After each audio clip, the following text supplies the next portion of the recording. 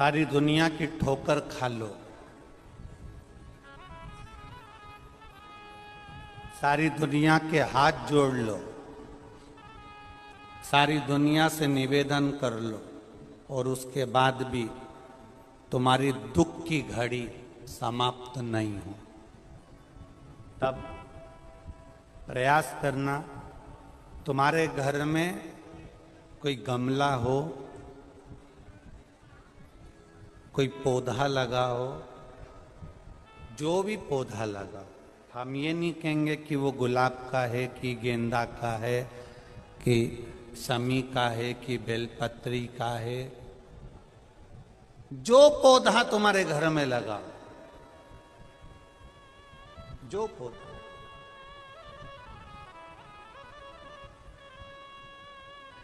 एक प्रयास करना। अभी सावन चालू हुआ है, अगर तुम्हें लगता है कि मेरी दुख का समय समाप्त नहीं हो रहा, मेरी दुख की घड़ी समाप्त नहीं हो रही, तो घर में रहने वाले जितने लोग आस्था चैनल पर कथा सुन रहे हैं, जितने फेसबुक यूट्यूब पर कथा सुन रहे हैं और जितने पुष्कर राज की इस पावन धरा पर बैठकर कथा सुन रहे हैं, उनसे निवेदन करेंगे, श्रावण 2 सावन अब की बार हैं, एक अधिक मास का भी पड़ेगा और एक श्रावण ये पड़ेगा। ये जब 2 श्रावण पड़ते हैं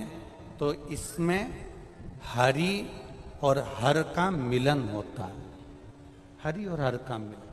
क्योंकि अधिक मास जो है वो भगवान पुरुषोत्तम का है, भगवान विष्णु का, और सावन के मध्य में अगर पड़ रहा है तो देवाधिदेव महादेव के साथ भगवान हरि का मिलन हुआ है, इसलिए इसको हरिहर श्रावण कहते हैं। ये 2 महीने के श्रावण में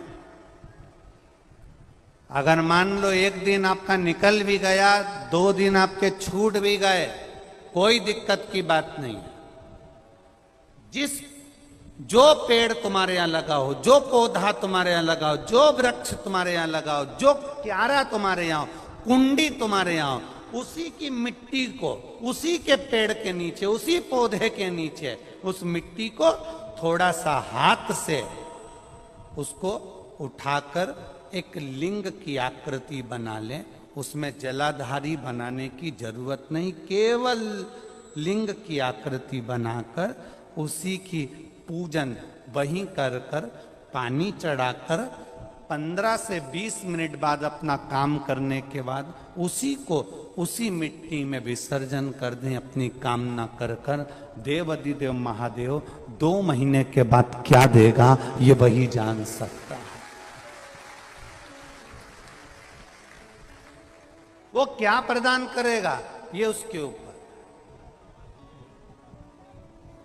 देख लिया हमने, बहुत प्रयास कर देख लिया, सारी दुनिया का हमने प्रयोग कर देख लिया। इनसे भी पूछा, उन्होंने कहा वाशरूम इधर बना दो, वास्तु शास्त्री ने कहा ये बना दो, ज्योतिषाचार्य ने कहा ये बना दो, उन्होंने कहा ये बना दो, उन्होंने कहा वो बना दो। हमने दुनिया का काम कर देख लिया, हाथों की अंगूठियां बदल कर देख ली, नग आभूषण बदल कर देख लिए, सोने की दिशा बदल कर देख ली, सीढ़ियों की दिशा बदल कर देख ली।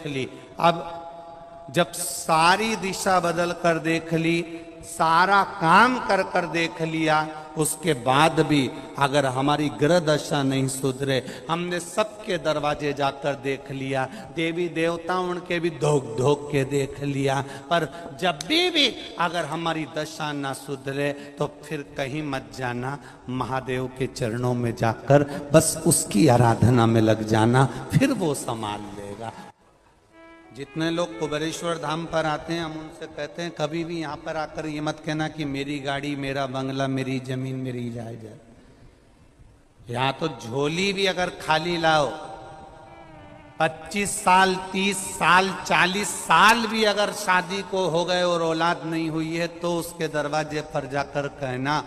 कथा सुनते सुनते उसके 7 दिन की कथा में कंकर शंकर का स्पर्श रोज कर कर अपने गर्भ को लगाते हुए कहना, तेरी कथा सुन रही हूँ, मैंने सुना है तू सबकी गोदी भर देता है, मेरी शादी को 30 साल हो गए, झोली तो तू ही भरेगा, मुझे विश्वास है खाली नहीं लौटाएगा। और वो देकर ही भेजता है, देखकर। अगर कोई जिंदगी में आने के बाद अगर 1000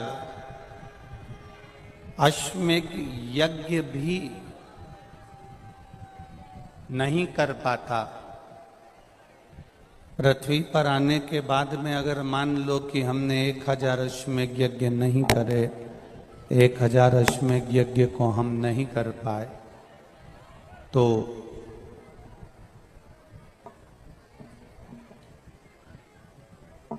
पद्म पुराण कहती है कि